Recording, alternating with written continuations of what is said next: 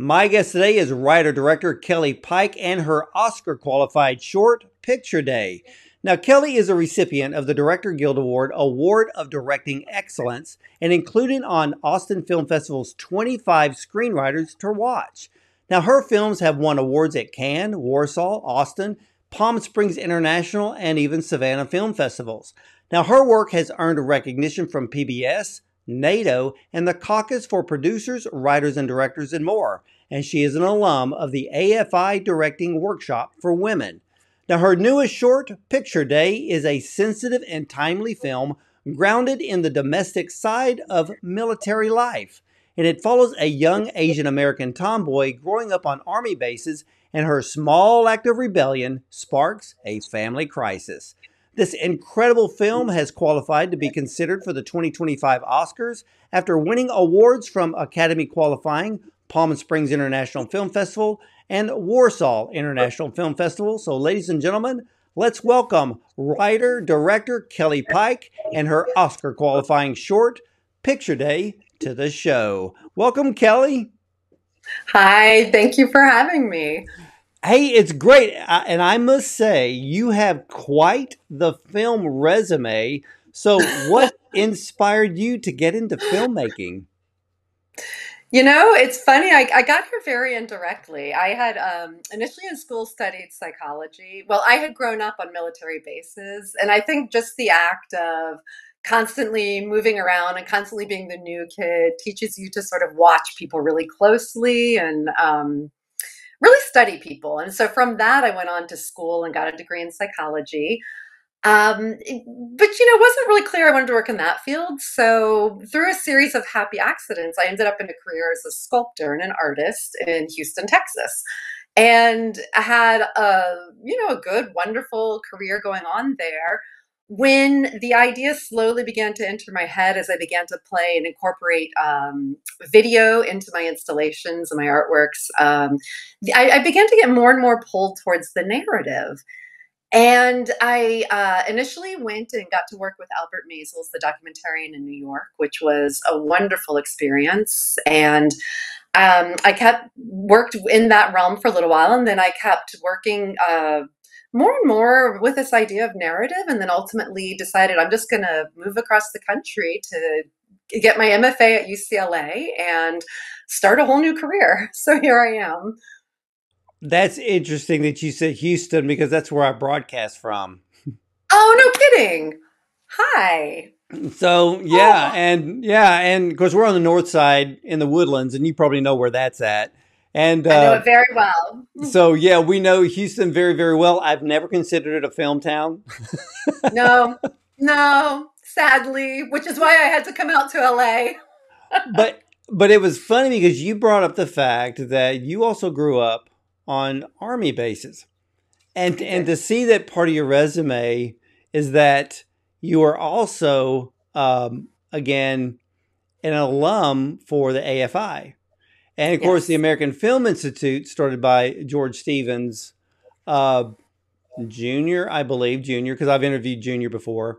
And his father was a filmmaker prior to entering the service, but he entered the service as a filmmaker, and the United States government had him document on film things like, Normandy and all of the battles of World War II, so that way they could send the footage back to all of the news outlets here in the United States. So to see that connection of what your life was and being part of the AFI, I just find incredibly cool when it comes to filmmaking. But with this brand new short film, Picture Day, what inspired you to write this story about a tomboy growing up on an army base? It's so funny. Even though the films end up short, I think the gestation period for getting to them, for me anyway, is very long. And they sort of come from all these different places in my mind that collide one day into a story. So I think the first seed for this one is in the last couple of years of my life. It's suddenly I'm having a real awareness around the fact that I've never seen my own past or my own childhood in the domestic side of military life, on military bases, which is its own subculture, very specific and unique, and I really never saw that represented anywhere. So when I did go on to school and to build my adult life, it became this sort of hidden part of me, and not because I was ashamed, but because there was just sort of no one to relate to and no shorthand for it, because people don't see it in the media, so it's not something they understand. So there was a part of me that was sort of getting in touch with that and thinking, I'd really like to think about beginning to set stories on military bases, and specifically within the domestic life of the families of soldiers. And so that was one idea going around. And then another idea had been going around that my last film had been about sexual assault on a high school field hockey team, which had been partially sparked by what was happening around the time with the Larry Nassar case and so many things coming to light with the Me Too movement.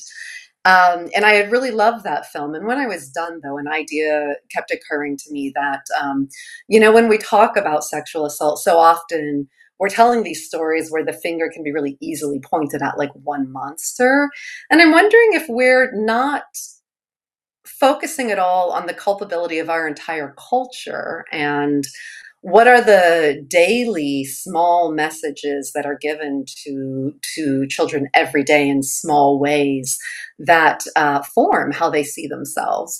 So that idea was also going around. And then the third, and maybe this is the one that ultimately like made it all come together, was I was co-parenting my partner's child for many years, and I distinctly remember at one point around the time she was 12, watching this really confident, outspoken child suddenly become much more self-conscious and smaller in so many ways. And I remember thinking, like, I know that experience. That was my experience. That was the experience of so many girls in particular I know. And I started doing a little research, and it turns out in psychology there's a term for this, because between the ages of 11 and 13, girls, or children identified as girls, lose about 80% of their confidence. Whereas during the same age gap period, boys actually gain 80% of the Well, confidence. girls lose confidence between the ages 11 and 13? Really? 13. Whereas boys at the same time, suddenly their confidence levels rise by 80%. They even call it, the term was the confidence gap. And so when I remember learning that, I just remember thinking, like, this is fascinating. I experienced it. I know it's true. I watched people experience it. And I can't help but wonder, like, how much of it is it a coincidence that at the age where we're internalizing so much of what our gender roles are supposed to be and experiencing the narrowing of our own futures, essentially, and the possibilities of our futures. Is it a coincidence that that's the age girls lose their confidence? And I don't think so. So these ideas were all in my head. And then the final nail in the coffin was this idea popped up about this exchange for like piercing your ears if you cut your hair. And I thought, how perfect for the parents' problems. Like, this girl's body became the battleground for their fight and their problems, which is also, again, perhaps the perfect initiation into becoming a woman, right? So that's when it all came together, and I thought, here's the things I want to explore. Here's how it comes together as a story. Now, how can I broach this with the idea of, like, how do we explore how we shape our own identity just through a really gentle tale of this child growing up on a military base in this one moment, and how it shapes how she comes to see herself. Yeah, and I watched this film Picture Day 3 times. Oh, wow. And because I was trying to grasp the family dynamic, because it's not just Casey, the 12-year-old daughter. You have to pay attention to the mother, the Yes. father, and Yes. a little bit of the brother, which I'll bring up here in a second, because I noticed a contrast in that situation. Yeah. But this film, the more I think about this film, you took these little tiny elements that people have to really watch, because when you look at them visually, and I'll use the example. Remember when Casey was at school and she went into the girls' bathroom and she Yeah. closes the stall door?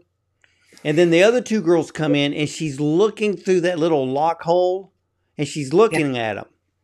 Just that aspect of that film speaks volumes of the mental state and mindset of girls between the ages of 11 and 13. Yes, yes. I love that you say that. It's that sense, that constant sense of needing to hide yourself, of needing to sort of spy on what you're supposed to be, what you're, That you want to be being. like.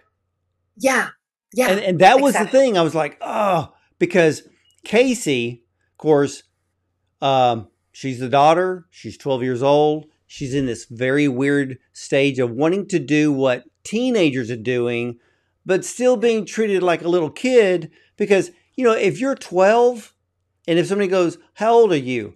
And you say 12, but you look like you're 13 or 14, the moment you say 12, you're going to get treated like a little kid. Yep. It's almost like the number determines your maturity, which is really weird, because I know people who are 50 and have no maturity at all. So, but then when I was looking at this, I was like, this is a perfect foundation for a short film. And it Thank you. is. Thank you.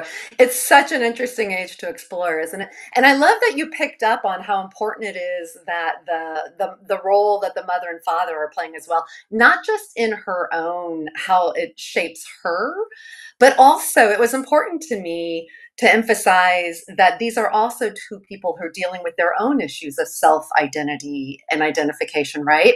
Yep. Because the mother was somebody whose entire career and schooling had been put on hold because of her situation as the wife marrying into the military. The father is somebody who, now that he's facing the possibility of retirement, has to figure, how do I figure who I am outside of this uniform? Where do I fit in into the rest of the world? Everybody's identity is thrown into question in a way that I hope is really central. And even if people don't necessarily pick up on it very consciously when they watch the film, I hope the film leaves them thinking a bit about Well, that. I started laughing because I was sitting there watching this film over and over again. And I kind of got to laughing because I'm thinking, what what is the audience's reaction to this film if a husband and wife are sitting in the audience and the film's Mhm. over? They're going to have an argument on the way home. One of them's going to say, "I told you so," and the other one, and the other one's, and it's just going to be an argument because, but it's funny in that way, because when you watch this film and if you're a parent, you completely relate to both Yeah. sides, because with the mother, I mean, she's definitely tired of living the army life, Mhm. and she makes her feelings known at the dinner table when she's telling her husband, can't you just file for retirement now? And his deal was, and you said it, his identity is that uniform, and Yeah. outside that uniform, he hasn't figured out what his identity is going to be. Yeah. Well, and think about that. When you're a soldier, a career soldier, who literally has spent your only, let's say, 25 years, your entire 25 years of adulthood being a soldier, where do you fit in outside the world? You're too young to just retire, period, and do nothing. That's not an option. But what do you go and I don't know, become a teacher? Do you go? I mean, what do you do? Let's. I want to plant the seed into the audience's mind right now. Yeah. If an 18-year-old young man enters the army, and he makes it a career, and he makes it to 20 years. He's only 38. Yeah. What did he learn? Did he ended up being an officer? Did he learn a trade as he was in the military? Was he in communications? What did he do? Did he learn anything that if he was to take the 20 years and go home, what is he going to do outside the military? And so for Yeah. him, I looked at the father in this film. My idea was, okay, if she's 12, the brother's probably 14, 15. My guess is he's at least 40, not more than 45. But Yeah. then the mother, she's the dynamic that Yeah. deserves the biggest breakdown because she seems to have her own issues of identity just like her Yes. daughter. So you're creating this this underlying comparison and this contrast in this film, which I found very, very interesting because the mother, okay, remember, he's a military man. Hmm. He's in authority and he Yep. is under authority. Yep. She, her only place of authority is in the home and raising the children while he's outside the walls of the home. Yes. That's creating the challenge and her attitude. In the beginning of the film when the father goes, she's not feeling very well. I Oh. don't think she was not feeling well. I think she was just fed up with a whole army life. And I Yeah. think it was Yeah. depression. Yeah, that was my hope. That was my hope to the idea would come through. This is somebody who's not doing well. This is somebody who's not okay, with the set of with what how her life is unfolding essentially. I love I love the idea also around this age of the relationship between mothers and daughters, especially in this scenario when it's a woman who has had so little control, and she now finds herself at an age where she's, about to walk into menopause. She's at a place where she's about to be told, or she's being told, this is it for you. Your value is now gone. You don't have a lot of choices left. And it's a moment where I think, women would automatically have to look back and say, what have I done with my life? And it's at that same moment where she's watching her daughter just potentially enter into womanhood, which I think was so much what her resistance was about for Casey is like, how could she keep her a child? How could she protect her from this set of choices that are in the set of reality that's about to unfold for her? Well, yeah, because she was wanting to hold on to her own daughter's innocence as long as possible. The Yes. piercing of the ears, that act alone shatters that. Yes. And so, and I kept looking at the mother and I'm like, okay, because I had to go back to that. That one scene where she's basically sitting out on the patio or the porch and she's smoking, Yeah. and the shot is the camera behind her. I kept looking Yeah. at that shot. I'm going, her only thing that she uses to distress is smoking and probably that bottle of wine. Right. And so, Exactly. Exactly. but at the dinner table, I found something really interesting, and I want you to explain it to me because I thought this was really odd. But mothers are far more tougher on daughters, Yes. but fathers can be extremely protective. Hopefully, Yeah. the son, they get away with murder. Let's just say it. Okay, so the brother and the sister at the dinner table. I literally stopped the film because I thought this was a very interesting dynamic because the son has long hair and no one is telling him to cut it. The daughter Exactly. wants to grow hers out, but is told to cut it. I'm like, is there a bit of favoritism being shown here? Yeah. I think even if not favoritism, I think it's a combination of two things. One, feeling like they don't have to protect him as much because, and just giving him all this leeway that I think you're right. Boys just have more. And partially, maybe it does come from a sense of needing to protect girls more. But I think it also just comes from let's not, I'm trying not to call it favoritism, but like Yeah. just a certain amount of like of course our boy can do whatever he wants. I think there's more, and especially maybe coming from the mother who has lived this reality of like, you're going to be judged more as a female, you're going to be subjected to a lot more unfairness. You're going to be subjected to a lot of potential of sexual assault. You're going to be all of these things. So your every single step is going to be judged, and your every single step is going to have consequences that I think made her in particular feel more like, I have to keep a handle on this. Oh, let's add another element to this. It just Yeah. dawned on me. The mother is also being overprotective of the daughter. Yeah. But we have to focus a little bit more too. They're living the army life. They're on military bases. Yep. And military bases have issues of Yes. women in the military. And I think Yes. the mother knows that.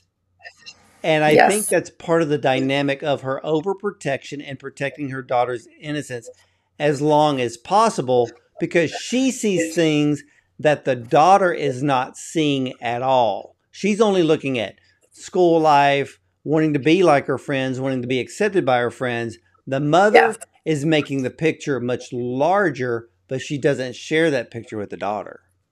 Yes. And one of the things that's funny, I remember as a child not being very aware of, well, I mean, I guess there was some awareness, but I'm more aware now of the fact that when you're growing up on military bases, you are surrounded by military men from the age of like, who are, people are 18 when they enter the military, so you're in a setting that is a very masculine dominated setting, surrounded by men from the age of 18 up. So being a girl coming of age in that setting is again, a very specific and unique environment that perhaps in a way, and this is why I love this setting for this story in particular, like perhaps in a way puts all of these things I was interested in about what it means to come of age, what it means to be that age as a female, how you understand gender at that age, and puts them all sort of like in a really like a boilerplate, like really, really puts it in a setting that makes it even more extreme.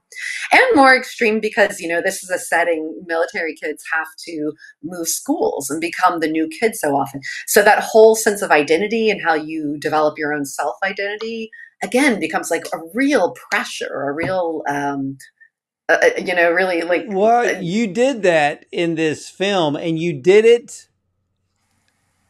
It was just a quick scene in the beginning when she walks into the classroom. She's late.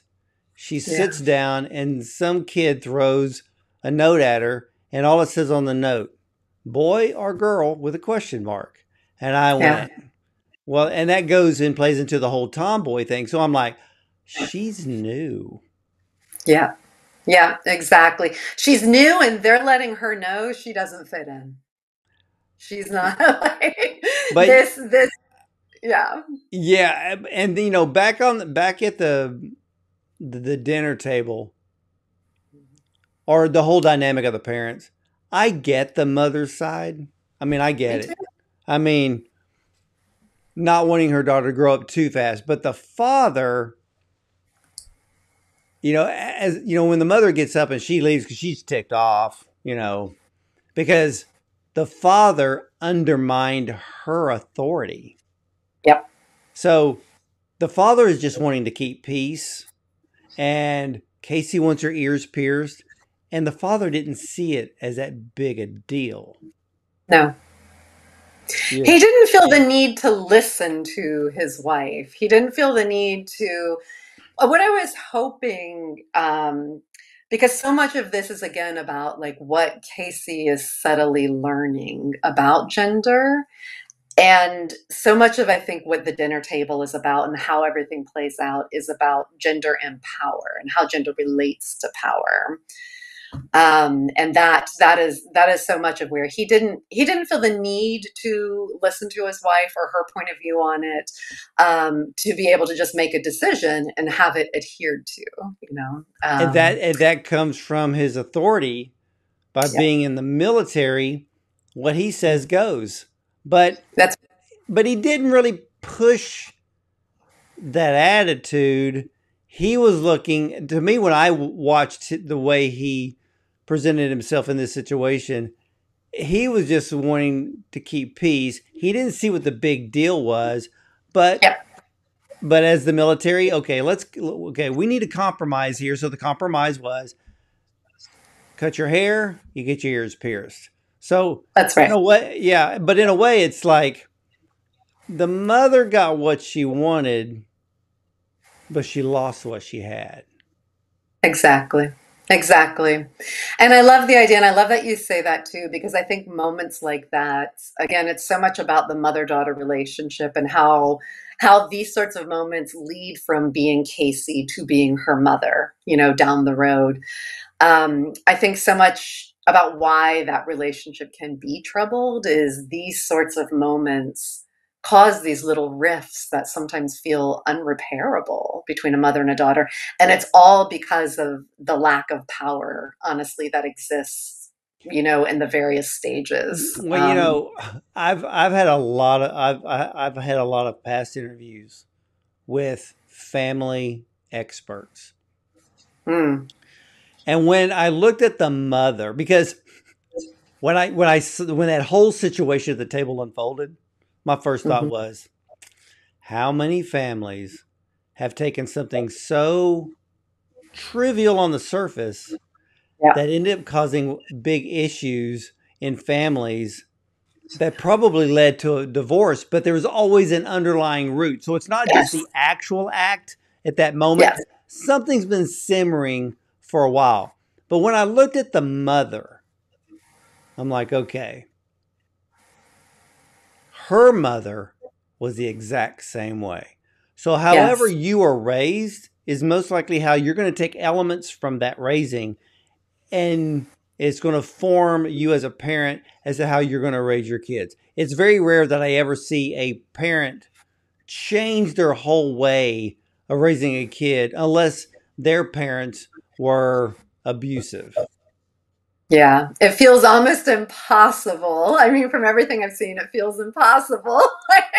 I think there's something about, I've watched so many friends have children, and there's something about the moment you become a parent, you become your parent. Like, no matter Oh yeah, because I what. was I was talking to this expert on fathers. And one of the things that he said, he goes, you can almost count on it over 90% of the time.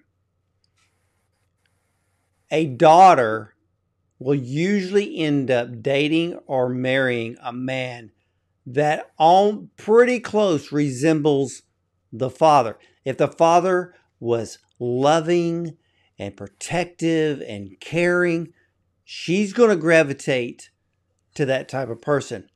If the father was abusive, Mm, she can still have the tendency to gravitate to those yep. kind of men or whatever relationship. And because you hear it over and over again, like you'll hear a woman go, "Why do I always pick the bad ones?" I'll tell Because you your why. because your father was one. Most of Yeah. the time, your father was one, and that's why you gravitate. And it is so hard for sons and daughters, especially daughters, to break the cycle. Yes, yes. It's so funny. It's one of the things I think is talked about a lot in psychology right now, which I love that it's such a field really looking at how trauma is how we heal our own trauma in childhood. And one of the things many people are talking about is how if you go into adulthood without having healed whatever your specific traumas were in childhood that come out of your family, then the truth is you're going to keep recreating them in your relationships because that's what feels comfortable. And there's some part of your psyche that needs to keep in that space because it's trying to heal it, it's trying to figure it out, it's trying to earn that love that you couldn't get, or it's. And so I think you're right, that's how we end up repeating patterns. Yeah, it's so funny. You have this short film, Picture Day, and there is so much that could be dissected and pulled from this Yeah, film. Because, but I have to say too, and we said this off camera, this yeah, short film fits the definition of a short film. It begins, it ends, and that's it. It's not a feature film. It's not a TV series. It is a short film. It's contained. It's yes, got a beginning, middle, and an end. That's the way they're supposed to be. But there is yes. so much here. So after it was over, I was looking at it like, I'm on Casey's side. I mean, I, I was like, I'm like, what is the big deal? Every kid wants to fit in at school. And it's just Yeah, something as small as a girl wanting her ears pierced can go a long way in helping them to feel confident, yeah, included, and yeah, then living in different places around the world and on army bases. It's hard to yeah. find stability. Even it's even harder to find their identity. So I love the whole Yeah. dynamic of this film. Thank you so much. It's funny, I felt like this was a real risk for me because so often for short films in particular, audiences or some people expect like there has to be some capital T trauma issue at the center of it, and those are great. I love that. In fact, I've made them. That are dealing with, like I said, my last one was dealing with a very specific sexual assault case. But I thought I really want to make something that is just about daily life. And it's one of the things that I think short films are so good at is being able to magnify the tiny things in life, the small things in life, as a way to illustrate much larger themes, much larger. And I thought, I feel like I'm taking a real risk, and I don't know if anyone will respond or not because I'm just letting it be this small piece of life that is hopefully reflecting on something much larger. Yeah. Um, Well, you here's how I looked at it because I was on Casey's side. I was actually on the father's side on the whole.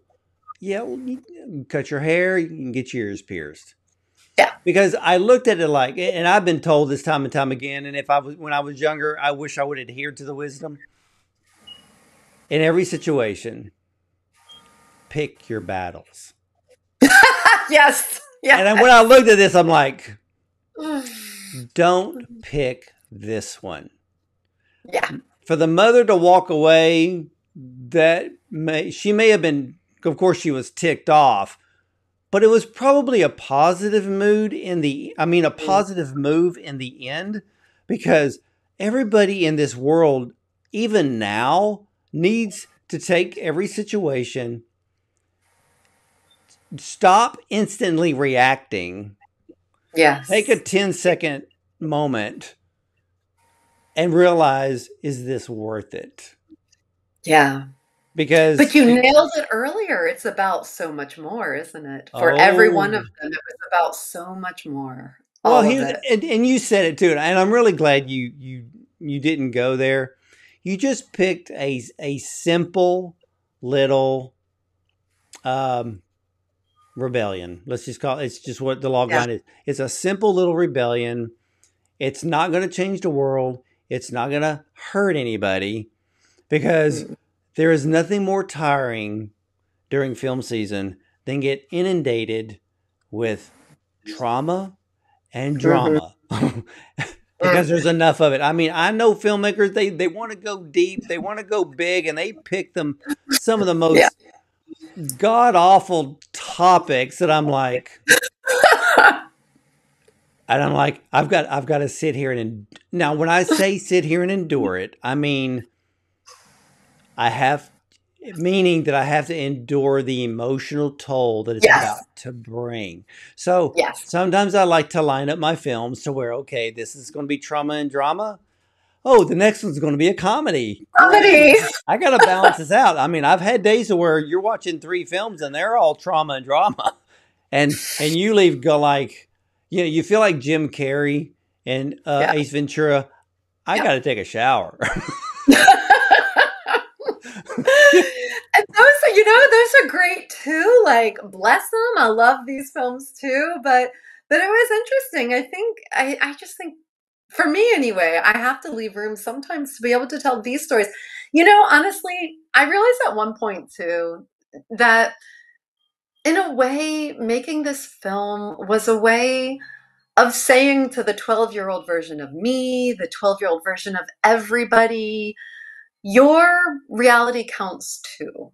Your daily struggles matter too.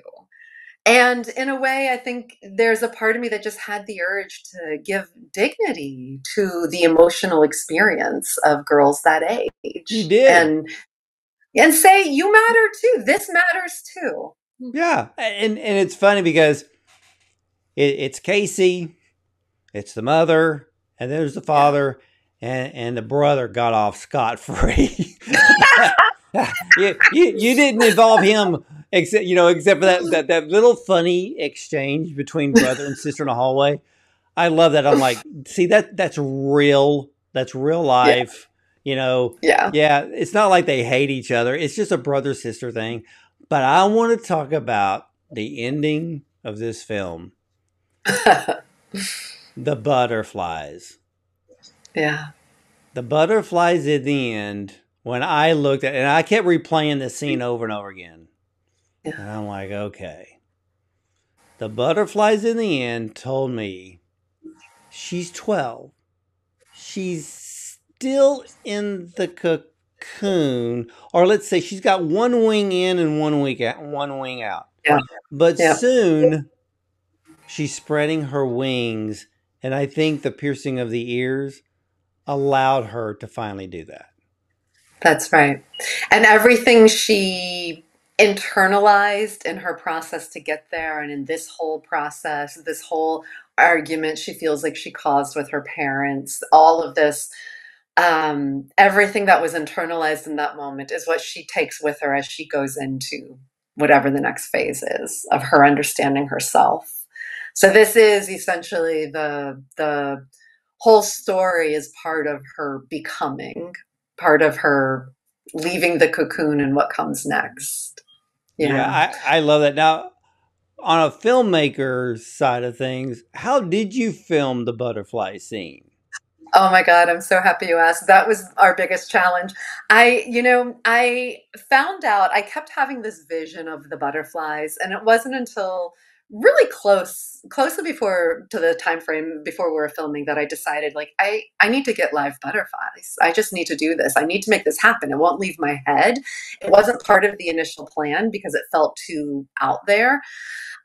So I did some research online, and it turns out you can mail order butterflies that arrive in a box. Like, apparently people get them for weddings and things. And what happens is butterflies fall asleep if you get cold enough. So they put them in a refrigerator in a box, and they all fall asleep. And then they mail them to you quickly, and you let them defrost for a couple of hours. And then the theory is you open the box and they all fly out. And so it's supposed to be lovely for photo moments, I think, at weddings and events. And I thought, well, this is what we'll do. And so my producer and we trained ourselves like on how to handle butterflies in case we needed to move them or anything. The butterflies literally arrived. There were all these problems with like shipping to California or not. And anyway, literally on the day we were supposed to shoot the scene, they arrived. And my partner had to actually bring them, like speed to our set with the box of butterflies. They get there. We're all set up. I'm sitting right next to the camera with my box, just like this, and I'm ready to lift the lid. And I'm expecting they're all going to fly out and have this beautiful scene. They'll fly right in front of the camera. What I wasn't expecting is that the butterflies are a little bit tired when they first wake up. So all of them stayed in the box and kind of stumbled around a little bit like they were drunk. Nobody was flying in front of the camera. And then when they did start flying out, right there on the side of me was this huge light. So they all, instead of going that way to the camera, flew to the light. And what ended up happening was would have to lift them up, pick them up, and pass them to the producer next to me, who would pass them to the cameraman, who would pass them to the person on the other side, who would then release them so they would fly in front of the lens. And we had to have this just constant chain going. But of course, while you're handling butterflies, you have to be very gentle and slow and quiet. So for the first time on set, sets, of course, film sets are always like, there's not enough time, there's not enough light, there's not enough money, there's not enough, everything is very stressful and fast. And for this few moments on set, everything slowed down to the pace of a butterfly. And we all were gently handling these little tiny butterflies to get them to go in front of the camera. And it was the most beautiful, gentle moment I've ever had on set. It was really lovely. And for a moment, it felt like, I think at its best, I teach filmmaking also. And one of the things I tell my students is the best we can hope for is when the camera actually catches some of the beauty of life live. And it feels like we captured something that's just beautiful in life.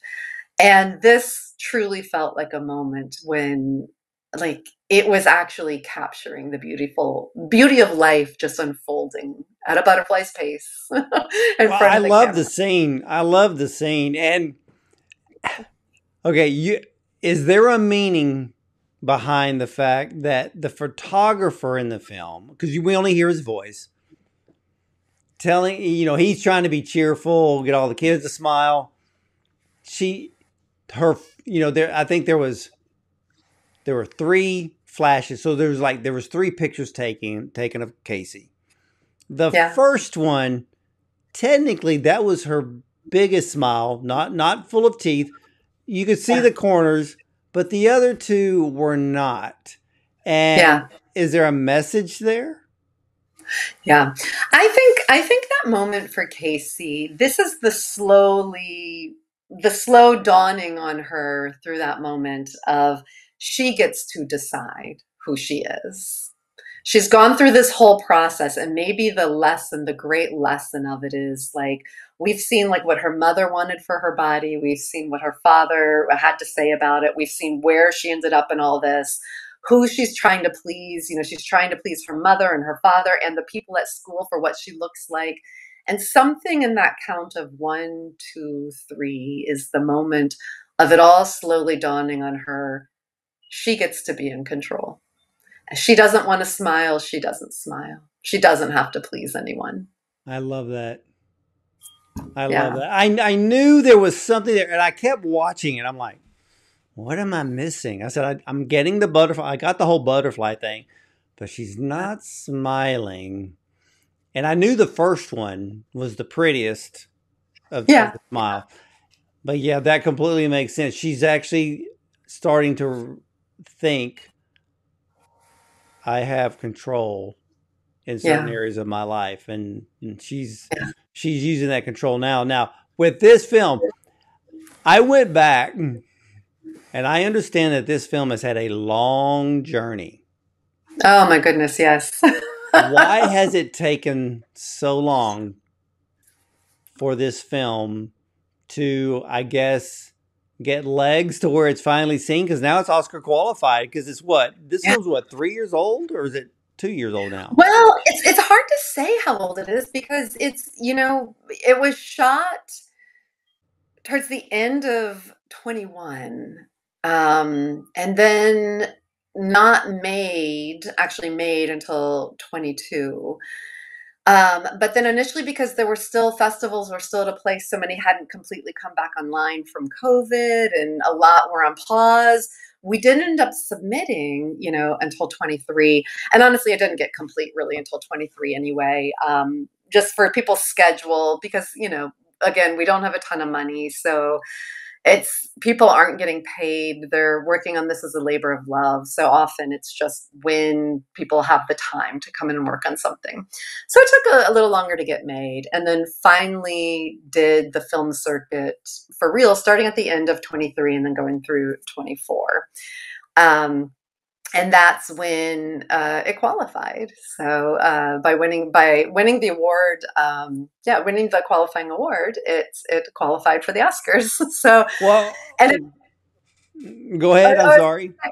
it's interesting because it all started with the AFI Directing Workshop for Women was what gave me the opportunity to make the film. I was doing it as part of that. I was a fellow, and and then my whole experience with that was delayed again because of COVID. So basically, it's like we were feeling it's the long COVID effect for me, the long COVID effect on my film. Like, Well, what has been the audience's reaction to the film when they see it? I'll tell you the thing that makes me the happiest. I love watching this with a live audience. The thing that makes me the happiest is how much people laugh in it. And because so many of the moments are meant to add a little levity to the parts of childhood that are a little bit absurd, and like the father coming out with a bowl to cut her hair, the interaction between the brother and sister, like you talked about, where they flip each other off. I love, like, I feel this sense of people relating when they watch it, which I love. It makes me feel like, oh, okay, I feel like I'm tapping into something true about the childhood experience and the adolescent experience. And also what's interesting is what a lot of people have said, actually what you just said, which is, it's funny, I really liked it the first time I watched it, but it wasn't until I watched it the second time or I saw it again that so many more things began to dawn on me about what's happening on a deeper level here. And I think that's maybe what happens with stories that are sort of very subtle, which is very subtle. And my hope is, and it sounds like this is what's happening with people, my hope is that it stays in people's mind, so that over time, as it lives in their mind, these little ideas come back to them again and again and gives them something to think about. Yeah, it's Yeah. it's it's a wonderful film. I knew it had a long journey, and yeah, the pandemic. I mean, how many filmmakers have ever told me that I wrote this during the pandemic, but then it Yeah. doesn't. They don't put their foot forward with it until, like, I guess for most of them, probably 2023, Yeah. and it's been shocking to see so many of these films. But that's the thing about this film and so many others. And something, and there's no way to change it at the film festival, because when you see a film one time, Mhm. most of these films you need to see it a second and a Yeah. third, because there's all of these, I don't want to call them hidden meanings, but there's hidden elements of the storytelling. It Yeah. could be in dialogue, it could be in camera movement, could be the Yeah. music score, it could be the coloring, which Yeah. a lot of people don't realize. The audience doesn't realize how important coloring plays Yes. into telling some stories, because like I would have conversations with filmmakers, and I'm like, I noticed this one scene was very warm in its look, and I noticed Yeah. that this other scene was very cool, lifeless. And so, if you look at film that way, there are meanings to telling the story in multiple ways, which is never ever done. I'm not going to say ever done. It is done in features, but the Yeah. mindset of watching a feature film is not the same mindset as watching a short. No. Well, and the thing is with features, I think you can or have to, maybe the focus ends up being more just on the story. So or the plot, I'll say. Um because it's so much bigger and you have so much more time. Whereas I think with a short film, you're trying to get so much story across in such a small amount of time that every single decision as a director, every single decision is has to tell part of your story, has to give more information about the characters, the setting, the moment, because you've got such a small real estate to get your ideas across. So every detail is incredibly important. And you're right; it's everything from the coloring to costume choices to production design choices to the small, tiny facial expression or movement an actor makes. Everything to I mean, even the person you cast. Well, It's yeah, the thing that I always notice in short films, and I tell other filmmakers this, when I see something incredible where they left no stone unturned, yeah. and you did this Thank you. with the storytelling. I mean, the storytelling in this, like I said, we could dissect a family dynamic for hours just based on this one film. And with features, it's very rare nowadays because the only one that truly took a feature film and gave us so much to see and to dissect was really just Stanley Kubrick, because Uh, every little thing meant something. It meant, Master. and but we don't see a whole lot of that Yeah. today in major motion pictures because the guys upstairs are going, get this film done. It's Yeah. not a 6 month, 12 month shoot like it used to be. I mean, my gosh, if you dissected Eyes Wide Shut, it took them what, 12 months to do that film? Amazing. Well, and I think that's why so much of the good stuff right now is happening in independent film. It's I think there's more space for people to take risks right now.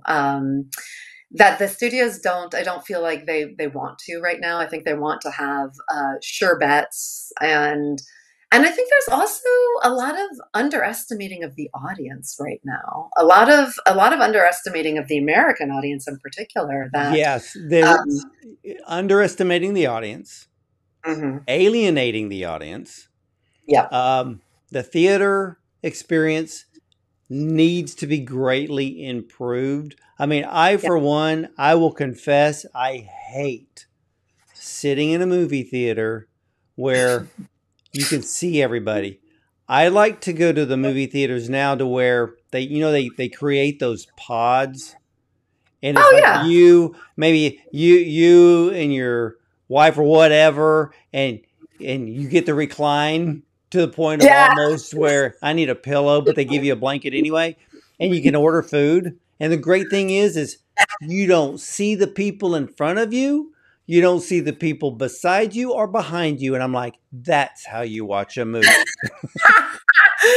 I love movie theaters. There's something about the communal aspect that I adore. But also, you know what you reminded me of? My favorite theaters by far are Alamo Draft House, who have just mastered the, like you said, the reclining seats, the food, the everything you could want in an experience that, I mean, might as well be in your living room, but even better because you have Well, people here's the serving. thing. The way I looked at it is they're competing against the living room.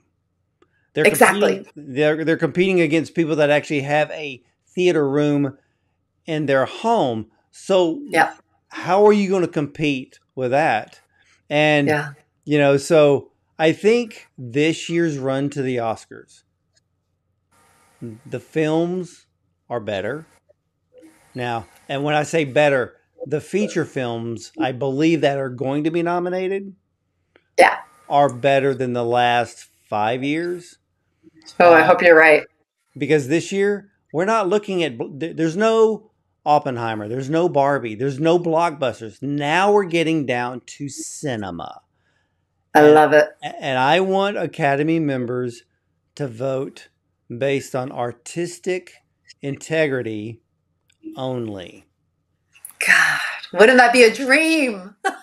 Yeah, because well, like you and I both know, you watch so many short films and you get to watch true cinema Yeah, in a short film, and you're like, why can't they do this on the big screen? Why can't they do the features I like know. this? And but we can only dream and hope and nudge those along that that get it. You know, like last year, I knew Maestro wasn't going to win, I but it was know, but it was so a wonderful. beautiful film, Yeah. wrong storyline. Oh, beautiful film. Beautiful, some of the best. I mean, seriously, the black and white was Oh, gorgeous.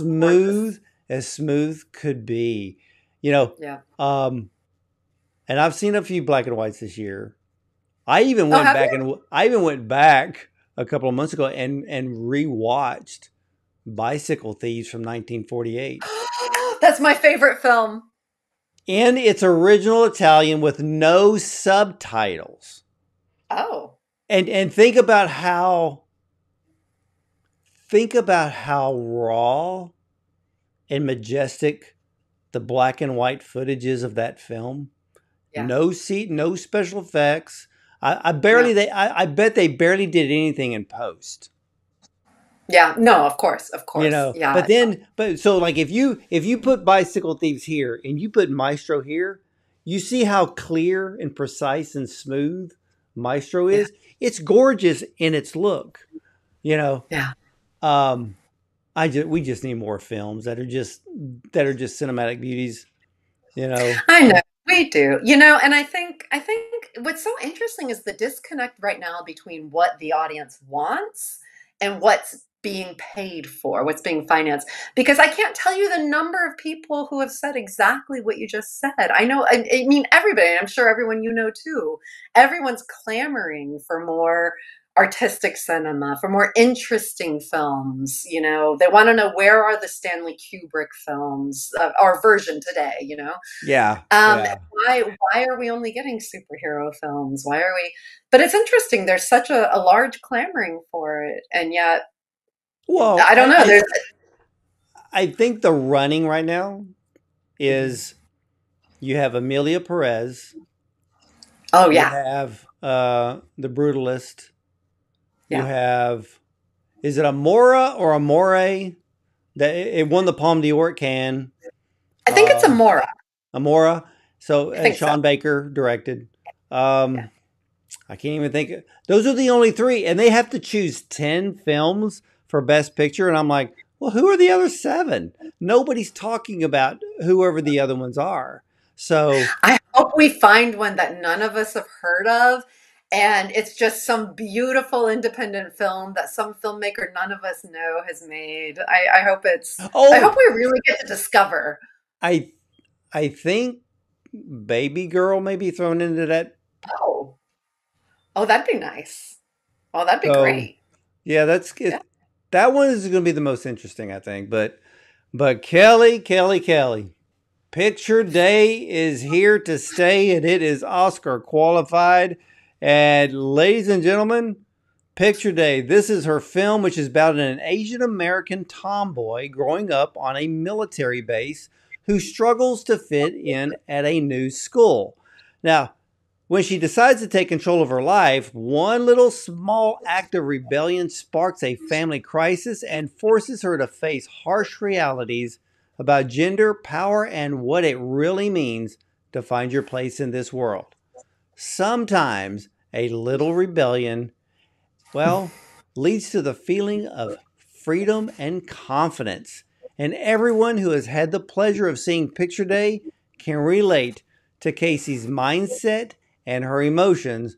And for all of us parents out there, we can relate to the father and the mother and realize both sides. So, as I said before, this film, if you leave the theater after watching Picture Day and you're with your partner or spouse, go buy an ice cream cone, find something funny, and don't drive home picking an argument with your better half when you see this film because it does dive into the family dynamic And it's just one of those films that when we see it, we can understand every little thing. But Kelly, I've got to thank you so much for coming on, sharing this wonderful film with us today, and really bringing a film that has so many elements for us to look, to dissect, to absorb and swallow, and hopefully in the end, maybe make us better people. Thank you so much for having me on and watching the film and giving it so much thought. I appreciate it so much. You're very, very welcome. And hey, ladies and gentlemen, I want to thank you for watching. And you'll either see me at the movies or from the red carpet.